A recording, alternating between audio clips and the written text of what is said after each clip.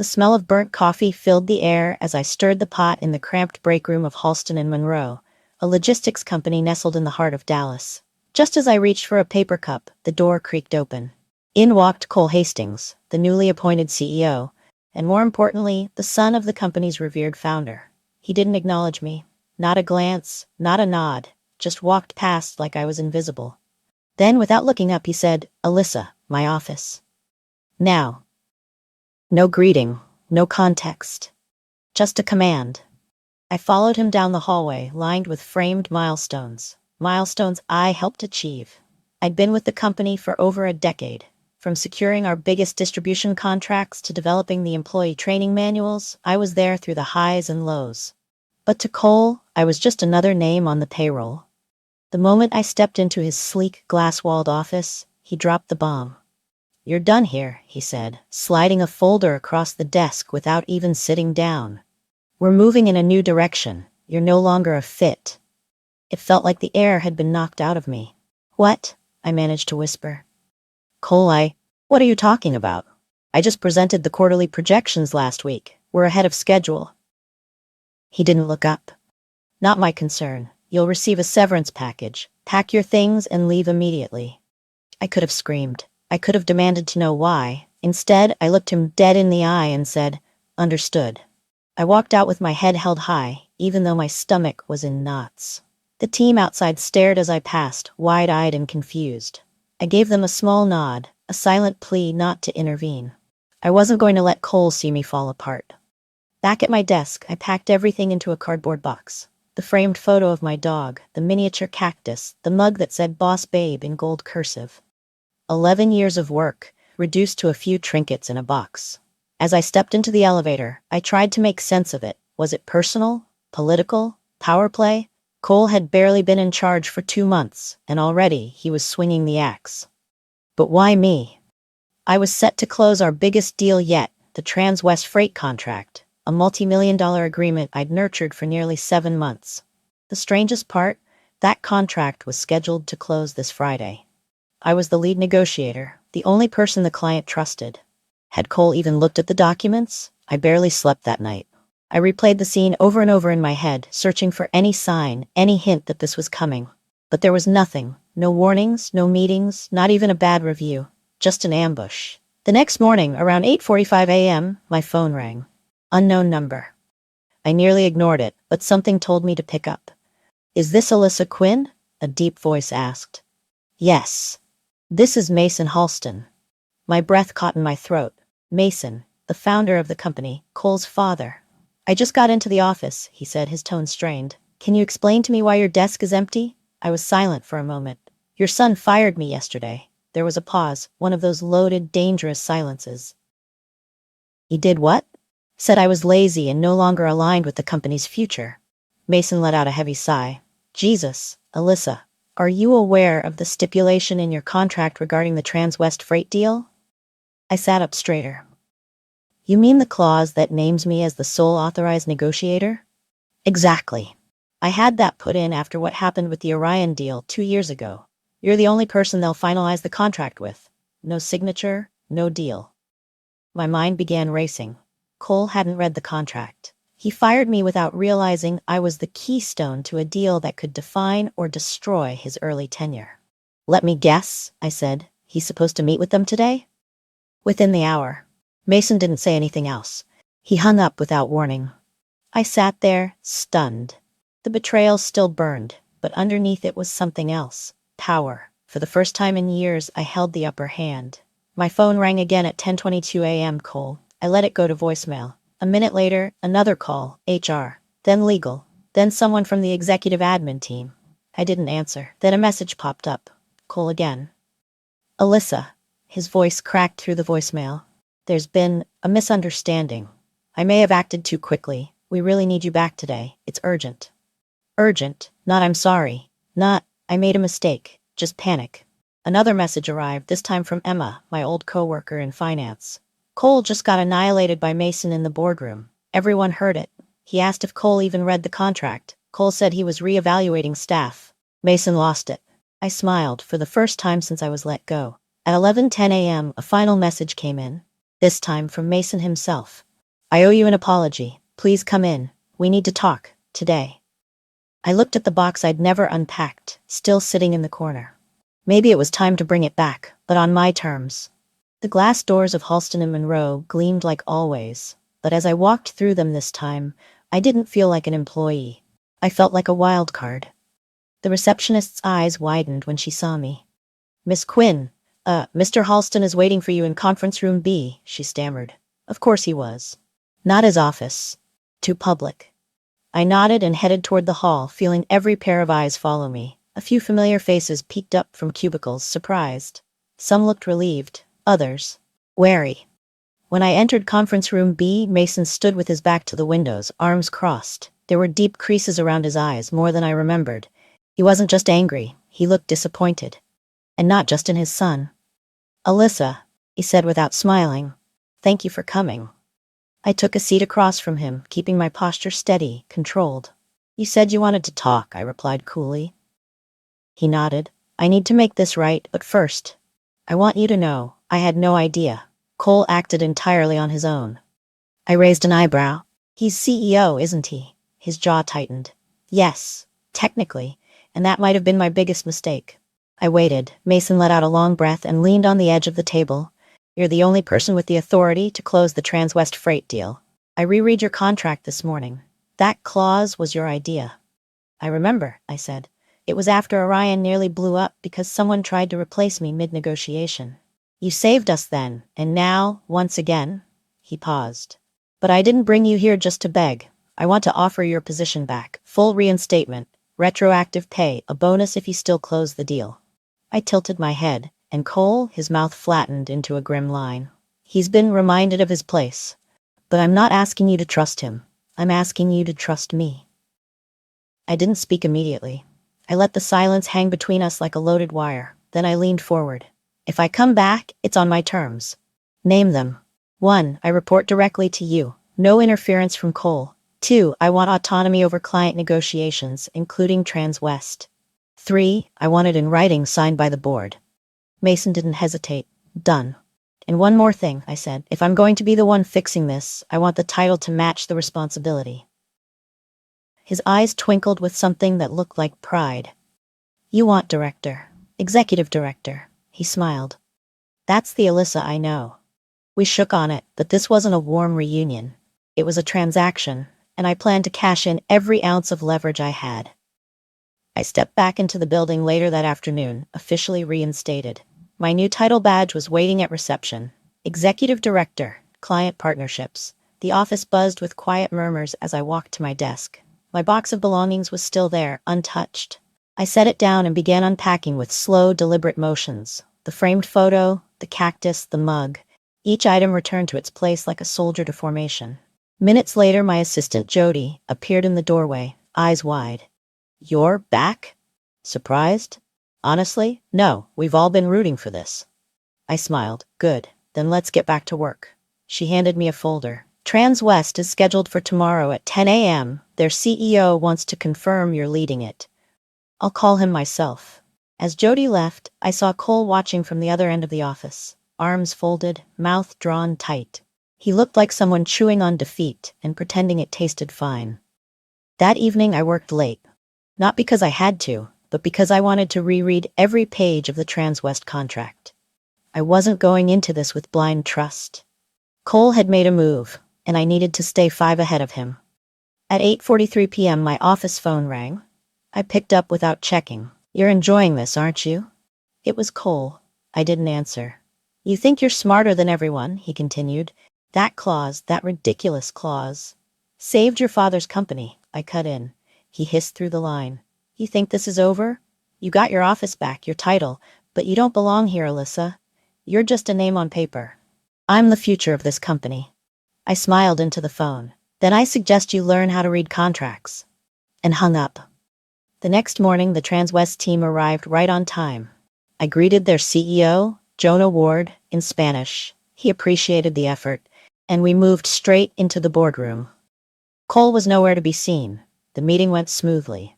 The legal reps signed off on the final clauses. Ward shook my hand and said, I've worked with dozens of corporate negotiators. You're one of the few who still has spine. I've had practice, I replied. We signed the contract at 11:02 a.m. Halston and Monroe had just secured its largest international deal in company history. Later that day, Mason called me into his office again. This time, his smile was genuine. You saved the company, again. I saved your son's job too, whether he realizes it or not, he chuckled. Don't remind me.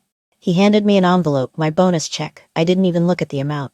By the way, Mason added, Cole's been suspended from all client-facing roles. Smart. He paused. And you're now leading all international deals moving forward. I nodded. Let's get to work. As I left his office, I passed by Cole's. The blinds were closed, the door shut tight, but I could feel his presence behind it, boiling, brooding. Let him stew. This was only the beginning. 2 weeks had passed since I walked back into Halston and Monroe and closed the biggest deal in our firm's history. The air in the office felt different. Lighter in some ways, but charged with tension in others. I could feel it in the way people paused conversations when I entered a room, how eyes tracked me just a beat too long, how the whispers flared up the moment I passed. And Cole, he was silent. Too silent. Officially, he had been removed from any client-facing responsibilities. Mason made it clear in the leadership meeting that Cole was reevaluating his role within the company. Corporate speak for, sit down and don't cause a scene. But Cole was never the type to sit still. He was the type to retaliate in ways that didn't leave fingerprints. And I didn't have to wait long to feel it. It started small. My corporate credit card was declined while booking a hotel for an upcoming summit in San Diego. I called finance. They claimed I never submitted the approval form. I had, twice. Then, a partner in Dubai emailed me, confused about a document that had supposedly been sent under my name with incorrect financial terms. I never sent it, but the metadata said it came from my login. The system was being manipulated. I locked my office door, stared at my laptop, and pulled up my sent folder. It looked clean, but that didn't mean anything. Sabotage, quiet, insidious, professional. It was the exact kind of game someone like Cole would play. Not direct attacks, he'd already tried and failed that, but whispers, digital fingerprints, doubts, the kind that could make me look incompetent without anyone noticing the setup. The next morning, I arrived at the office before dawn. Mason was already in his office, staring at a spreadsheet. You're early, he said without looking up. So are you. I didn't sleep much last night. I hesitated. Something's going on. My system's access is being tampered with. Emails, documents, it's not random. His jaw tightened. I suspected as much. I've had 3 department heads mention strange behavior too. Delays, miscommunications, someone's playing games. You think it's Cole. He didn't answer, but he didn't need to. I want to bring in our internal audit team, I said. But I also want full transparency. No backroom deals, no sweeping this under the rug. He nodded. Do it. I'll make the call. By noon, a temporary office was set up on the 14th floor, far from where Cole operated. I met with Elena, the head of internal audits, and handed over everything. The declined charges, the email metadata, the login reports. Who else has your credentials? She asked. No one. But I think someone's been using shared terminals to spoof my access. She nodded. We'll run a trace. Then she gave me a long look. You know this is going to get ugly. I'm counting on it. Over the next week, the atmosphere turned icy. Elena's team was everywhere, quietly checking logins, reviewing security footage, tracking digital breadcrumbs. And Cole? He vanished. No office appearances, no emails, no board meetings. Rumor was he was working from off-site, but we all knew what that meant. Then came the final straw, an HR complaint, filed anonymously, against me. It claimed I had created a toxic work environment, citing aggression, volatility, even manipulation. I was stunned. But I wasn't stupid. Cole had gone nuclear. He knew the audit would catch his fingerprints on the sabotage, so he launched a preemptive strike, make me look like the problem. Shift the narrative, but he underestimated me. That night, I stayed late. I printed to every performance review I'd ever had, every commendation, every award, every thank you email from clients. I compiled screenshots, timelines, even testimony from my assistant Jody, who had witnessed the tampered expense reports firsthand. Then I walked into HR the next morning, calm and ready. When the HR director, Mark, saw my stack of documentation, his eyebrows rose. This is thorough. So are the lies, I said, and I'm not letting them take root. Mark glanced through the papers, his expression slowly shifting from polite to serious. "You're being framed," he said after a long silence. "Obviously, but now I need your help proving it." He nodded. "We'll cooperate with the audit. But off the record, you should know, the complaint came from Cole's assistant. She submitted it 48 hours after the audit began." I laughed, sharp and bitter. Convenient timing. Later that day, I ran into Mason outside the elevator. "He filed an HR complaint against you," he said quietly. "I know." "He's panicking." "He should be." He rubbed his forehead. "This is going to get worse before it gets better. I've got documentation. Audit is closing in. He's out of moves." "No," Mason said, looking grim. "He's got one more." "What?" "He's calling a board vote to try and have you removed." I stared at him. "He's weaponizing the HR complaint," Mason said, "trying to use it as justification to push you out." I exhaled. Let him try. The emergency board meeting was scheduled for Friday, but I wasn't walking in defenseless. I had evidence. I had allies. I had the audit team's preliminary report, and more importantly, I had something Cole never did. Respect. When the time came, I stepped into that boardroom like it was a battlefield. Because it was. But this time, I wasn't the one outnumbered. The boardroom was already buzzing when I arrived.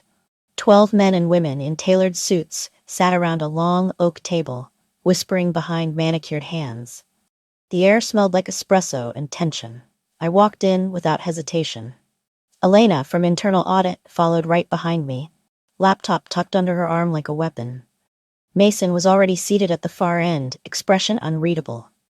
At the head of the table was board chairwoman Denise Keller, a no-nonsense former judge who could silence a room with a glance. She looked up when I entered, gave a brief nod. Then Cole walked in.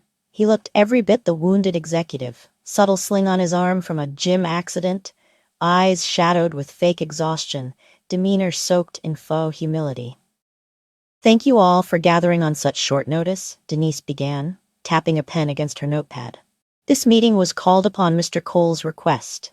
He claims there are urgent concerns regarding Miss Spencer's professional conduct." I didn't blink. Cole stood slowly, clearing his throat as if preparing for a eulogy. "First, I want to say this isn't personal," he began, voice low and even. "I've always respected Charlotte's work." Mason scoffed quietly. "But recent events, including anonymous reports of erratic behavior, possible misconduct, and internal strife, have created an atmosphere that compromises this firm's integrity. I believe a temporary suspension is in order while we investigate." He sat, hands folded like a martyr. Denise turned to me. "Miss Spencer, do you have a response?" I stood, calm as ever. "Yes, several." I slid a folder down the table, 12 copies, one for each board member. "This is a detailed record of the last 30 days, timestamps, emails, altered files traced to shared terminals, IT reports confirming tampering under Mr. Cole's assistant's login credentials. It also includes my clean HR record, performance reviews, and proof of the sabotage attempts made against me." Denise raised an eyebrow. "You've been busy." I met her gaze. Prepared, not paranoid. Elena stood next. She connected her laptop to the screen and began scrolling through digital evidence. Metadata trails, file comparison logs, even security footage showing Cole's assistant entering the break room computer room after hours. "We have reasonable suspicion to believe this was a coordinated effort," Elena said flatly, "and that the HR complaint was filed to preemptively discredit Miss Spencer in light of our audit." A sharp inhale rippled across the table. Cole leaned forward. "Anyone can fabricate logs." "Then explain the timestamps, the badge access logs, the IP matches," Elena shot back. "And the fact that the manipulated files stopped the moment your access was revoked." Denise tapped her pen again. "I think that's enough." For a moment, there was silence. Then Mason stood. "I've worked with Charlotte for nearly a decade," he said, tone sharp. "She's been the spine of this company while others played at leadership. If we punish her for protecting herself from sabotage, we're not just losing talent, we're gutting our ethics." Cole's face turned red. "She undermined my leadership?" "No," I said quietly. "I survived it." A murmur rolled through the room. Denise looked between us. "We'll vote now. All in favor of Miss Spencer's suspension. Raise your hand." No one moved. Not a single hand. Denise turned to me. "Miss Spencer, you are cleared of all accusations. This board owes you an apology." Then, her gaze sharpened. "Mr. Cole, The board will deliberate further on your future here. The meeting adjourned, but I didn't leave right away. Mason caught up to me in the hallway. "You've just pulled off something I've never seen in 20 years, he said. "You took on a legacy executive and came out stronger." "I didn't win," I said. "I survived." "That's different." "You might not see it now, but that difference makes you a leader." The next morning, Cole's office was dark, his nameplate gone, his parking spot empty. An internal memo circulated quietly. He had resigned, voluntarily, with no mention of the investigation. Clean break. But everyone knew better. By midweek, I was sitting in a new office, one floor above where I used to work. Bigger windows, real plants, no ghosts. Mason knocked once and handed me a slim envelope. "From the board," he said.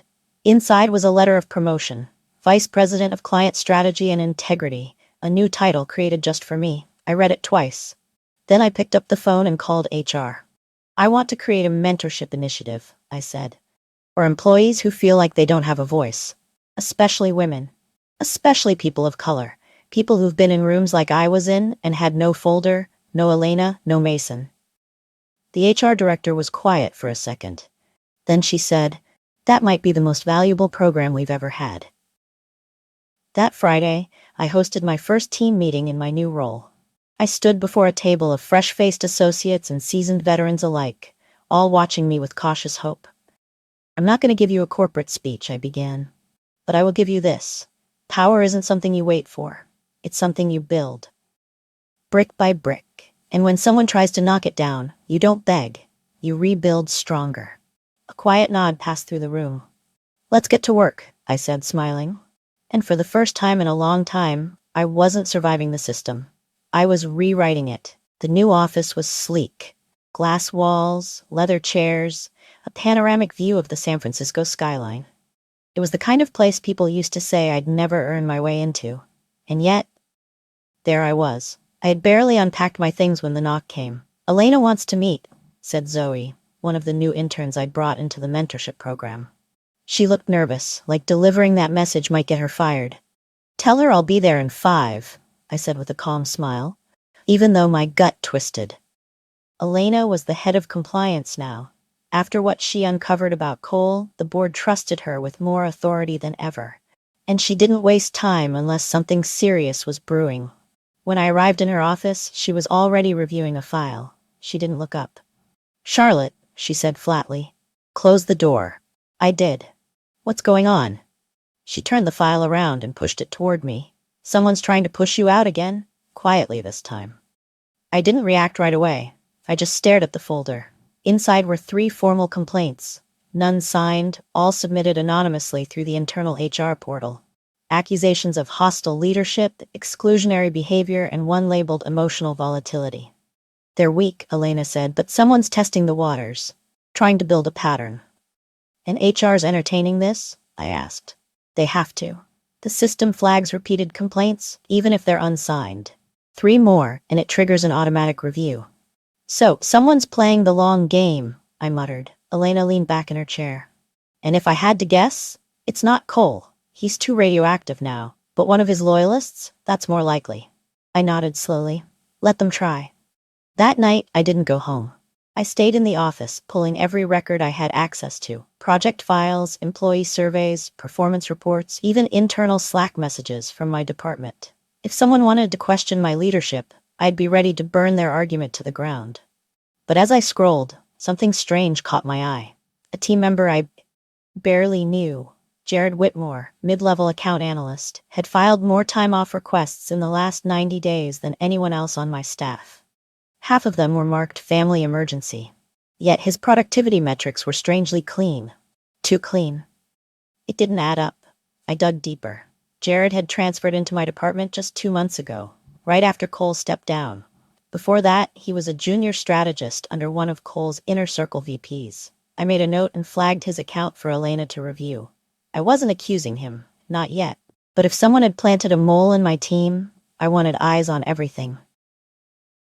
The following week, things escalated. First, a client I'd managed for years called and asked to be reassigned, said they felt overlooked in our last meeting. Problem was, I hadn't attended that meeting. I hadn't even been invited. I checked the calendar logs. Jared had scheduled it. Then, a vendor claimed I'd approved a payment they never received. When I checked the records, my signature was missing. But someone had attached a forged approval form to the transaction. It was subtle. Smart, like death by 1,000 paper cuts. Elena confirmed it. Whoever's doing this knows the system, she said. They're trying to damage your credibility without ever making a scene. I sat back in my chair, cold realization washing over me. This wasn't just sabotage. It was strategy. Someone wanted my title. And I had a pretty good idea who. Friday morning, I confronted Jared. He was in the break room, scrolling his phone like nothing was wrong. I walked in, calm, coffee in hand. "You've been busy," I said. He looked up, confused or pretending to be. "Excuse me?" "The client reassignment, the forged vendor form. You want to tell me why you're targeting me, or should we do this in HR? His smile cracked. "Just slightly. I think you're making assumptions," he said. "Dangerous ones." "Let me make one more," I said. "You thought I'd panic, that I'd react emotionally, maybe even blow up at the wrong person so you could file the final complaint and finish what you started." His jaw twitched. "You were counting on me being the angry woman in power," I continued. "But I'm not angry, Jared. I'm surgical." He said nothing, just grabbed his mug and walked out. I didn't stop him. I didn't need to. That afternoon, Elena sent me a message. "Got him. Digital Trail confirms he used another staffer's login to file complaints. HR will be contacting you directly." I stared at the screen and felt a wave of something I hadn't felt in a long time. Satisfaction. But it was short-lived, because just as I was about to shut down my laptop for the day, Denise Keller, the board chairwoman, called. "Charlotte," she said, "I wanted you to hear it from me first. The board has unanimously voted to promote you to Chief Strategy Officer." I blinked. "What?" "You've weathered a storm that would have broken most people. But more than that, you've rebuilt this company from the inside out." I didn't know what to say. The title wasn't what stunned me. It was the trust behind it. "You're the future of this place," Denise added. "And now it's official." I hung up and sat in silence. Jared was gone. Cole was history. But I knew there would be more. There always is. The higher you climb, the more enemies pretend to be friends. But this time, I wasn't just ready. I was waiting. 2 weeks after the board named me Chief Strategy Officer, I was still adjusting to the title. My name was on the executive directory now. My office was moved to the 19th floor, glass walls, smart lighting, and a view of the Bay Bridge that looked like something out of a movie. But the air up here? It was thin. Success, I realized, doesn't make you safer. It makes you more visible. The congratulatory emails had died down. The cautious nods in the hallway were back. Some of my former peers now treated me like I carried a sword. Maybe I did. Because while I'd earned this seat through war, I knew I'd have to defend it the same way. The day I learned Ryan was back in the city, I was eating lunch alone at a quiet restaurant downtown. Greek salad, iced tea, unread email open on my tablet. Then came the tap on my shoulder. I turned. Ryan stood there, in a navy sport coat that didn't quite hide the fact that he had lost weight, stress weight. His eyes were sharp, colder than I remembered. "Charlotte," he said. "Congratulations." I didn't stand. "Didn't realize you were still in San Francisco." He pulled out a chair across from me without asking. "I'm not here to fight," he said, then smiled like he wanted to seem harmless. "I just wanted to say I admire what you did. You played the game better than I did." "It wasn't a game," I replied. "That's why you lost." His smile thinned. "Fair enough." There was a pause. He reached into his jacket pocket and slid a business card across the table. "Whitestone Holdings, Director of Strategic Development, a private equity firm." He was already back in the business. Different desk, same tricks. "I'm rebuilding," he said. Different style this time. I didn't pick up the card. "Why tell me this?" "Because I might be looking for partners down the line. People with vision. You've proven yourself. And believe it or not." "Stop," I said flatly. His mouth opened, then closed. "You don't get to come back with a handshake and rewrite history. You tried to destroy me, not in a boardroom, not through competition. You went for my name, my work. You weaponized trust." He blinked. "I survived you, Ryan. I won't orbit you again." He didn't argue, just stood, smoothed his jacket, and gave me a short nod. "You're as cold as they say," he said. "No," I replied. "I'm just done pretending." The next morning I found a note on my desk. No name, no envelope. Just a single line typed on plain white paper. Don't look away. Someone else is still bleeding. I stared at it for a long time. Anonymous notes aren't part of corporate policy. But whistleblowers, they rarely come with signatures. I scanned my memory. Who had been quiet lately? Who had withdrawn after Ryan's departure? Then it clicked. Anika, a sharp young data engineer in logistics. She'd been part of Ryan's division before the restructuring. I hadn't seen her in any meetings in weeks. I pulled her records. Her output was down, sick leave up, and she hadn't used her access card since last Thursday. I reached out privately, no response. That night, I did something most executives never do. I drove to her apartment. She looked surprised when she opened the door, hair messy, hoodie wrinkled, dark circles under her eyes. Anika, I said gently. You okay? She hesitated, then stepped aside. We sat on the couch. She held a mug of cold tea like a shield. They made me rewrite code, she finally said. Ryan and Jared, internal metrics, client usage data, to show fake growth before the board vote last quarter. My stomach dropped. You have proof? She nodded. Saved everything. But I didn't know who I could trust. After what happened to you, I figured I'd be next. You're not, I said. I promised her that, and I meant it. The next 48 hours were a blur. I compiled Anika's evidence, looped in legal, then walked straight into the audit committee. They weren't surprised. Ryan's name was still radioactive.